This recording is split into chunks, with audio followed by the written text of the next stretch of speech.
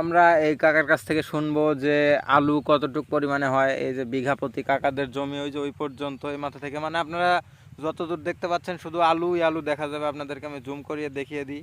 ওই যে দেখা যাচ্ছে এই পর্যন্ত শুধু আলু। এই পাশে রয়েছে সরিষার জমি, এই পাশে কয়েকজন লোক দেখা যাচ্ছে। তো কাকা আপনি বলুন যে আলুর চাষের আপনাদের ফায়দাটা কি, মানে কতটুকু পরিমাণ হয় আর কি? আলু বিভিন্ন রকম আছে।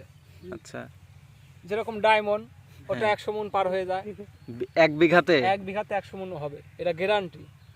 আবাদের ফুল সবকিছু নির্ভর। তো কাকা আপনাদের এটা কি আলু? আমাদের এটা 60 দেশি 60। দেশি 60 অর্থ কি কাকা? 60 দিনে হবে এটা, গুনা 60 দিনে লাগে, এর মানে বয়স 2 মাস। 2 মাস। তো এটার বিঘা প্রতি ফলন কেমন হবে? এটার বিঘা প্রতি ফলন 60 মণ। 60 মণ। আচ্ছা 60 মণ যদি হয় তাহলে ক্যালকুলেশন করলে দেখা যাবে প্রতি মণ যদি 2000 টাকা করে হয়, তো নতুন আলু আপনাদের 70 টাকা কেজি, তার মানে প্রায় মোটামুটি 2300 টাকা মণ। তার মানে আলু চাষের যে কত একটা লাভবান চাষ আপনারা। লাভ নাই স্যার, লাভ নাই, এটাতে কোনো লাভ নাই। কেন? দেখেন না কত কত ঘাস বাঁধছে স্যার। ও আপনারা দেখতে পাচ্ছেন এই যে এই কাকা মোটামুটি আজকে ঘন্টা 2 ঘন্টা হয়ে গেল এই যে এতগুলো ঘাস, মানে এইটুকু লাইনের প্রতি দেখেন কতগুলো ঘাস, মানে ঘাসের গাদি দেখতে পাচ্ছেন। এই যে আবার এই যে শুধু এই পেছনের এইটুকুতে দেখেন কতগুলো ঘাস হয়েছে। ওই যে দেখা যাচ্ছে ওই যে ওইখানে একটা দাদাও ঘাস নিড়ানি দিচ্ছে। ওই দাদার জমিতে আরো বেশি অতিরিক্ত পরিমাণে ঘাস। তো কাকা আপনি আর কিছু বলতে চাচ্ছেন নাকি?